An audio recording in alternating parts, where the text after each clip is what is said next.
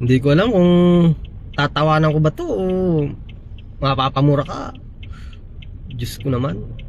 Kayo mga kababayan, anong nakikita nyo? Anong iniisip nyo pag nabasa nyo itong ano niya, banat niya kay Duterte, kay Sara, kay Pulong? Diba? Pati ba naman krisis sa oil, Duterte pa rin? Lahat na lang ng mga kamalian at failure ni BBBM sa Duterte. Sa Duterte ng Duterte. Kasalanan lagi ng Duterte. Diyos ko, kung hindi ka naman gunggong na tao ka, Llamas, Mr. Lamas, mukha ka ng Lamas, lamasin mo nga mukha mo nang matauhang ka. Ayan pong krisis sa oil, hindi po yan dahil sa mga Duterte. Confidential fund, yun ang iniisip mo dahil doon. Hindi, kasi nga may gera Israel at saka Iran. Kaya po nagkaroon ng krisis sa oil. Hindi po sa Pilipinas lang nagkaroon ng krisis, kahit dito po sa karatig bansa.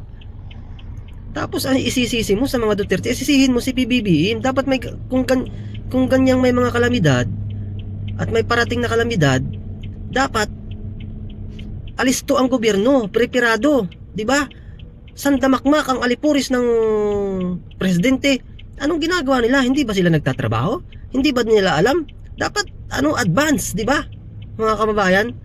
So sampalin kaya natin ang itits tong Lamas na to, kaliwat kanan, deg ng matauhan.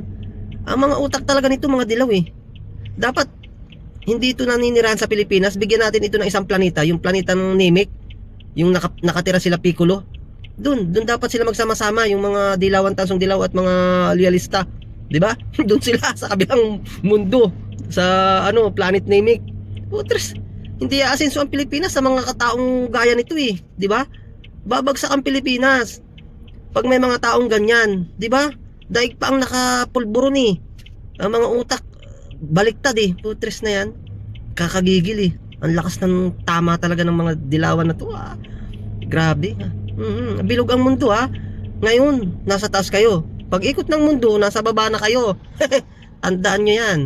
Duterte kayo ng Duterte. Wala na kayong inatupag kung hindi Duterte lagi ang isinisisi ninyo. Duterte lang po ang pag-asa ng bansang Pilipinas. Duterte lang po ang pag-asa namin para umasinso ang Pilipinas at maging mapayapa ang Pilipinas at nang mawala na ang korupsyon sa Pilipinas. Yun lang.